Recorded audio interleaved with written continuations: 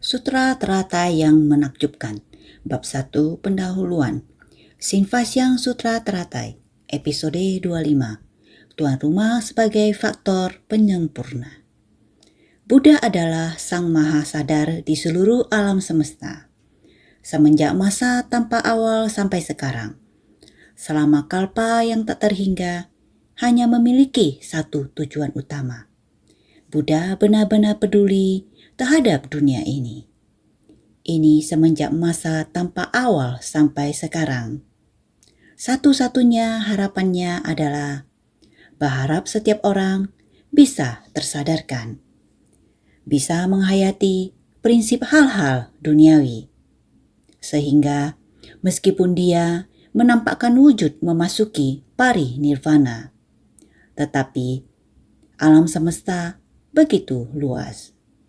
Dia selamanya berada di dunia saha ini untuk melindungi semua makhluk di dunia saha, sehingga dia selamanya muncul di dunia ini. Selamanya akan berdiam di dunia ini, sehingga kita sebagai murid Buddha harus selalu berada di dalam batin kita. Dengan adanya Buddha di dalam batin kita, dengan sendirinya Dharma akan ada dalam tindakan kita. Buddha, Dharma selalu berada di dalam batin kita, sehingga Buddha selamanya berdiam di dunia dan memabarkan Dharma. Tata adalah selalu berdiam, selamanya berada di dunia, selamanya membabarkan Dharma untuk semua makhluk. Tatanya selamanya berdiam. Kita semua harus percaya. Juga harus percaya bahwa Dharma apa yang kita dengar, semuanya mengalir dari lautan Dharma kebijaksanaan Buddha. Sehingga kita harus percaya bahwa Buddha selamanya berdiam di dunia. Buddha adalah Sang Maha Sadar di seluruh alam semesta, semenjak masa tanpa awal dulu hingga sekarang. Pada saat ini dan dulu, selama kalpa tak terhingga. Datang ke dunia ini adalah demi satu tujuan pokok semata. Buddha berdiam di dunia selamanya dan membabarkan Dharma selamanya. Sebab Tata adalah senantiasa ada di dunia ini. Kita harus memahami Buddha. Apa yang disebut sebagai Buddha? Semua orang sering mendengarkan sutra. Sudah tahu, tetapi tetap harus katakan kepada semua orang. Kebajikan Buddha sempurna dan bulat. Pencerahan diri sendiri. Membangkitkan kesadaran orang lain. Menyempurnakan tindakan dan kesadaran. Kebajikan Buddha itu sangat bulat, seperti bulan di langit. Pada hari ke-15, bulan purnama bulat. Pada hari ke-16, bahkan lebih bulat lagi. Oleh karena itu, kesempurnaan itu sungguh utuh dan bulat. Mengapa begitu sempurna? Pertama, Buddha mencapai pencerahan diri sendiri. Pencerahan diri sendiri membangkitkan kesadaran orang lain. Bukan hanya dirinya yang tercerahkan, juga berharap semua makhluk seperti dirinya, memiliki keadaan batin dan kesadaran yang sama. Karena Buddha sangat percaya semua orang adalah setara dengan Buddha. Semua makhluk memiliki hakikat Buddha yang murni dan sejati. Oleh karena itu, Buddha memiliki keyakinan yang sangat teguh.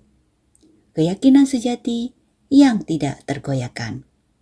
Percaya semua orang dapat tercerahkan seperti dirinya. Mampu memahami dengan jernih. Tercerahkan terhadap segala hal dan segala hal yang ada di dunia ini. Oleh karena itu, selain mencapai pencerahan untuk dirinya sendiri, ia juga bertekad untuk membangkitkan kesadaran orang lain. Untuk membimbing makhluk lain agar sadar, ia harus menempuh jalan yang sulit. Harus turun ke tengah masyarakat. Agar setiap orang punya kesempatan saling berinteraksi. Karena itu, sering dikatakan, Buddha menghimpun satu jalinan jodoh agung untuk membimbing dan mengajar para makhluk. Menjalin jodoh berarti kapanpun waktunya, ia selalu mendekati orang banyak dan menjalin jodoh baik dengan mereka. Inilah yang disebut menghimpun jalinan jodoh. Selama orang bisa bertemu dengan Buddha, hati mereka akan timbul sukacita. Ketika melihat Buddha, hati mereka menjadi hati sukacita. Ini sudah merupakan satu benih jalinan jodoh. Jika dalam kehidupan ini menanam satu benih kebahagiaan, maka di kehidupan mendatang akan ada jalinan jodoh yang memungkinkan pembebasan. Sering dikatakan, Buddha menuntun hanya mereka yang memiliki jalinan jodoh. Jika di masa lalu tidak pernah menjalin satu benih sukacita dengannya, maka di kehidupan ini pasti sulit untuk dituntun oleh Dharma. Sehingga seluruh kehidupan Buddha adalah kesempatan untuk membimbing para makhluk dan menjalin jalinan jodoh. Jadi, membimbing orang lain untuk sadar bukanlah hal yang dapat selesai dalam satu kehidupan. Masih banyak makhluk yang belum tercerahkan. Bahkan semakin banyak jumlahnya. Oleh karena itu, beliau terus kembali ke dunia saha.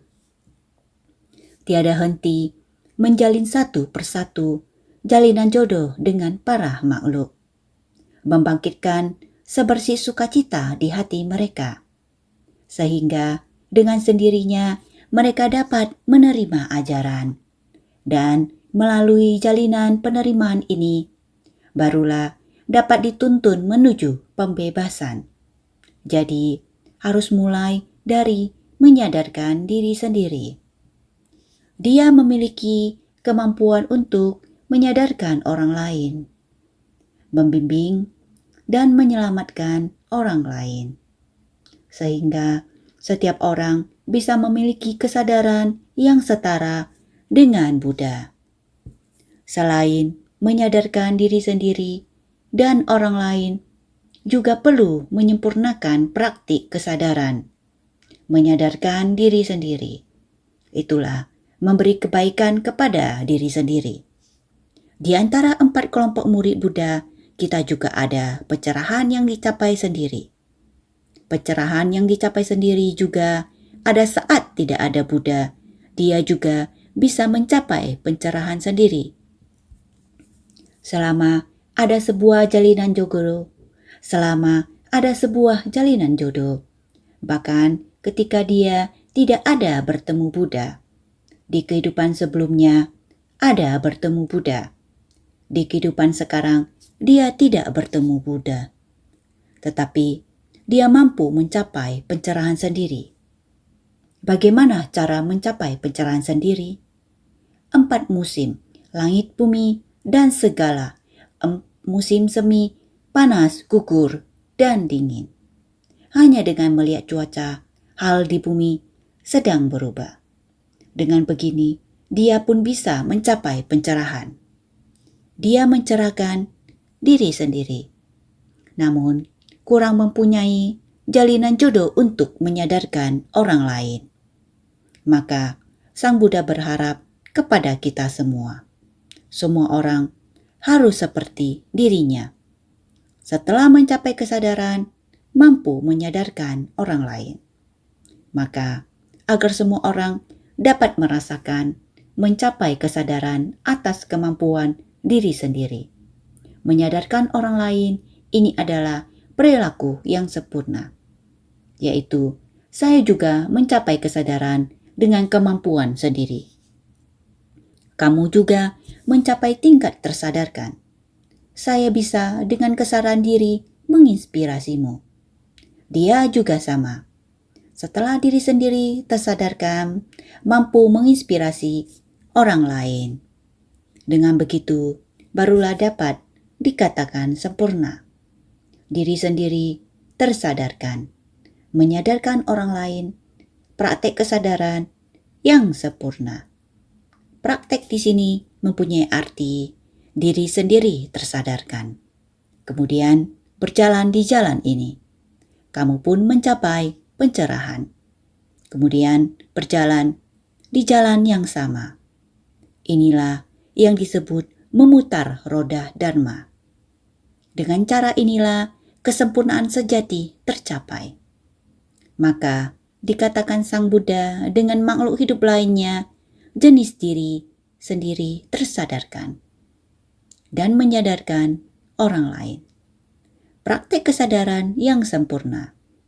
Saling menjadi guru disebut sebagai guru bagi segala zaman, di mana artinya bukan hanya menjadi guru untuk satu kehidupan saja, melainkan selama kehidupan demi kehidupan. Menjadi ayah bagi semua makhluk, seperti seorang guru, seperti seorang ayah. Tuan rumah sebagai faktor penyempurna. Buddha. Kebajikan Buddha adalah agung dan sempurna. Telah mencerahkan diri sendiri dan orang lain. Sehingga praktik pencerahan menjadi sempurna. Buddha adalah guru dari kehidupan ke kehidupan dan ayah bagi semua makhluk. Kata Buddha dalam bahasa Sanskerta. Seharusnya disebut budaya, artinya adalah yang sadar. Kita mempersingkatnya menjadi Buddha. Ia adalah yang sadar, yang maha tahu. Ia adalah yang sadar, yang maha tahu. Ia menyadari prinsip kebenaran dari segala hal di alam semesta ini. Ia mengetahui kehidupan lampau, sekarang, dan masa depan. Ia mengetahui dharma keabadian dan ketidakkekalan. Tidak peduli masa lampau, sekarang, atau masa depan. Dari zaman dahulu, segala hal yang ada di dunia adalah tidak kekal. Orang-orang di dunia mengira bahwa keabadian itu ada. Tapi, apakah dunia dibentuk dari fenomena ketidakkekalan atau keabadian? Ketidakkekalan adalah kekosongan sejati. Keabadian adalah keberadaan yang menakjubkan. Dharma dari kekosongan sejati dan keberadaan yang menakjubkan. Sangatlah jelas di pikiran Sang Buddha. Untuk orang biasa, kita mendengarnya, mengetahuinya. Tetapi kita hanya mengetahui nama dan istilah. Kita mengerti suara ini. Saat kalian mendengarnya, tahu bahasa yang saya ucapkan. Kalian mendengar dan tahu, tapi hanya sebatas itu saja. Ini sangat jauh dari pemahaman menyeluruh. Jadi, kita harus membangkitkan tekad untuk mengikuti Buddha dari kehidupan ke kehidupan. Semoga pada kehidupan ini dapat mendengarkan Dharma Buddha. Di kehidupan mendatang, tetap dapat mendengarkan Dharma Buddha. Ajaran Buddha membimbing kita menuju pencerahan, menuju kondisi batin tenang dan hening, menuju ke arah kondisi Maha Parinirvana. Inilah yang Sang Buddha menginginkan kita sama dengan beliau. Berjalan masuk pada kondisi tanah dari cahaya bening dan tanah dari cahaya tenang nirvana itu, yaitu kondisi batin tenang dan hening. Berharap kita dapat menyamainya. Dalam kondisi tanah dari cahaya tenang, maka beliau harus tanpa henti sekali demi sekali datang untuk menjemput. Kita harus ada ikrar ada ikrar, ada kekuatan. Melakukan sesuatu yang menjalin jodoh yang tidak putus dengan Buddha. Oleh karena itu, beliau datang ke dunia ini untuk menyelamatkan para makhluk, untuk menginspirasi kita agar kita mengetahui bahwa segala sesuatu, objek dan prinsip di dunia ini tidak kekal. Ada keabadian sejati dalam ketidakkekalan. Maka ketidakkekalan adalah kekosongan. Di dalam kekosongan terdapat keberadaan menakjubkan. Oleh karena itu, segala sesuatu, meskipun setelah kita perincikan satu persatu, pada akhirnya apapun tidak ada. Namun, sifat dasar Fasor itu masih ada. Jadi, kita seharusnya mempercayainya dengan tuntas. Buddha adalah singkatan dari budaya. Di sini disebut yang sadar, juga disebut yang tahu. Sebab tahu akan dharma dari ketidakkekalan dan kekekalan dalam 3 masa. Sang Buddha adalah yang tersadarkan. Apa yang dimaksud dengan tersadarkan? Tersadarkan berarti menyadari kita sebagai makhluk hidup seringkali tidak sadar. Mengapa kita tidak sadar? Karena kita tidak dengan bersungguh hati untuk melihat. Karena kita tidak dengan bersungguh hati untuk melihat. Setiap jenis dharma memiliki makna yang tersembunyi. Kita tidak mencari misteri yang tersembunyi itu. Kita hanya melihat kondisi luar yang seperti ini. Tidak dengan seksama untuk menelitinya. Seperti tanah yang kokoh dan kuat ini. Mengapa tidak dapat menahan angin dan hujan? Mengapa mengakibatkan begitu banyak bencana kepada dunia ini? Kita tidak dengan bersungguh hati merenungkannya. Jika kita dengan bersungguh hati merenungkannya, kita akan mengetahui bahwa para makhluk hidup saling berbagi karma kolektif. Mengapa mereka saling berbagi karma kolektif? Karena dari tindakan mereka seperti populasi yang berkembang. Begitu pula juga dengan keinginan orang-orang. Kita terus-menerus merusak gunung, sungai, dan tanah. Sang Buddha telah melihat semua hal itu. Maka itu, Sang Buddha terus-menerus mengajarkan kita. Dan termasuk begitu banyak prinsip-prinsip dalam sutra. Kita harus percaya dan masuk ke dalam dharma. Hati kita harus membiarkan dharma masuk ke dalam hati. Merenungkannya dengan sungguh-sungguh. Barulah kita dapat menemukan sumber dari kebenaran ini. Tersadarkan berarti mengetahui. Tetapi jika kita memahami secara menyeluruh dan mendalam, barulah itu disebut pencerahan. Tercerahkan berarti memerangi yang benar-benar semula ada. Tercerahkan berarti menerangi yang benar-benar semula ada. Berarti bahwa ketika seseorang tercerahkan, maka kebijaksanaan batin telah terbuka. Cahaya kebijaksanaan itu dapat memantulkan kembali ke diri sendiri, yaitu sifat hakiki, dan sifat hakiki ini bersifat abadi. Mengamati berarti mengamati dan memahami kalau yang ilusi pada dasarnya adalah kosong.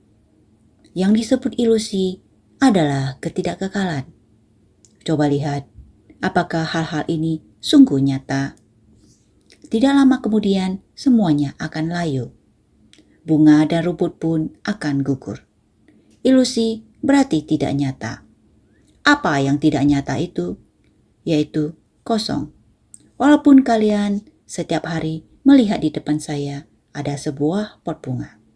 Sebenarnya bunga itu harus diganti setiap 2 atau 3 hari. Jadi keberadaannya tidak tetap. Keberadaannya tidak abadi. Karena itu, huruf mengamati, ca, berarti memahami. Memahami bahwa bentuk-bentuk dan rupa-rupa itu hanyalah semu. Banyak unsur yang berkumpul sementara waktu untuk membentuk sebuah nama atau wujud tertentu.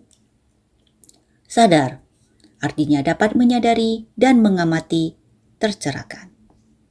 Tercerahkan artinya menerangi yang benar-benar semula ada. Mengamati artinya mengamati dan memahami kalau yang ilusi pada dasarnya adalah kosong. Barang-barang yang sangat disukai dibeli, dibawa pulang, betapa berharganya. Lalu ditata di rumah dengan megah. Namun ketika banjir datang, semua barang-barang itu harus dibuang. Semuanya berubah menjadi sampah, menjadi tumpukan sampah. Tidak tahu harus bagaimana menanganinya. Semua benda itu tak lagi memiliki nama atau bentuk yang beragam. Semuanya disebut dengan satu nama, sampah. Tidak bisa digunakan lagi. Itulah yang disebut kosong. Maka khayalan pada dasarnya memang kosong.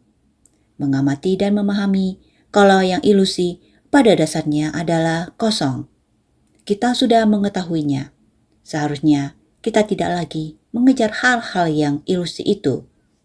Kita tahu bahwa rupa pada dasarnya adalah kosong. Bahkan cinta antara pria dan wanita pun pada dasarnya juga kosong. Setelah terjerat di dalamnya, yang muncul kemudian hanyalah penderitaan.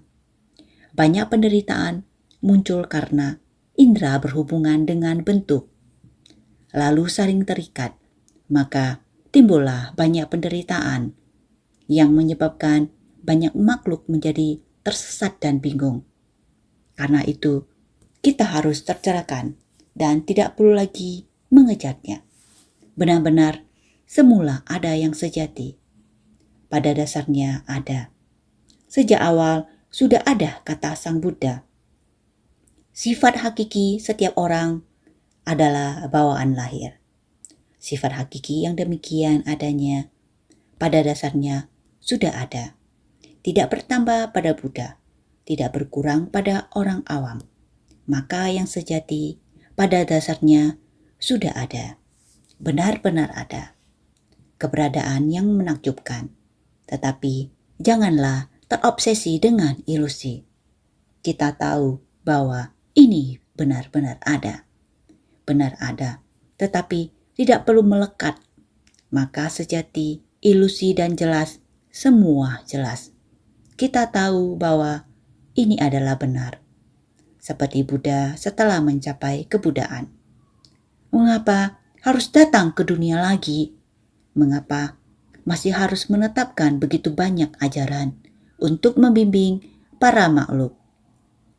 Jika beliau melekat pada saya sudah mencapai kebudaan. Setelah mencapai kebudaan, saya cukup masuk ke tanah cahaya hening. Tetapi beliau tidak. Sang Buddha tidak melekat pada itu. Beliau telah mencapai kebudaan pada tanah cahaya hening. Namun, tetap saja tidak tega para makhluk menderita. Maka, tujuan dari beliau untuk mencapai kebudaan adalah sebuah tujuan utama, demi untuk datang kembali, membuka dan menunjukkan pengetahuan dan pandangan Buddha kepada para makhluk. Maka itu, kebesaran Buddha terletak di sini. Maka dapat membedakan dengan jelas yang sejati dan yang ilusi. Hanya Buddha satu-satunya yang menerima pujian ini. Yang ilusi pada dasarnya adalah kosong. Jadi janganlah mengejar yang ilusi.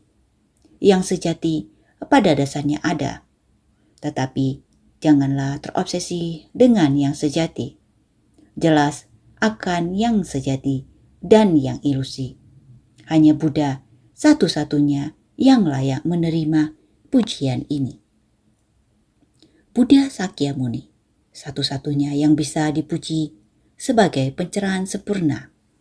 Pencerahan ini mencerahkan diri sendiri dan orang lain, sehingga praktik pencerahan menjadi sempurna.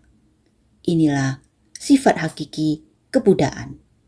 Sifat Buddha dari tata tidak melekat pada pencerahan itu, dan juga telah melihat delusi ini secara menyeluruh, memberi teladan melalui diri sendiri, masuk ke tengah orang banyak untuk membimbing para makhluk.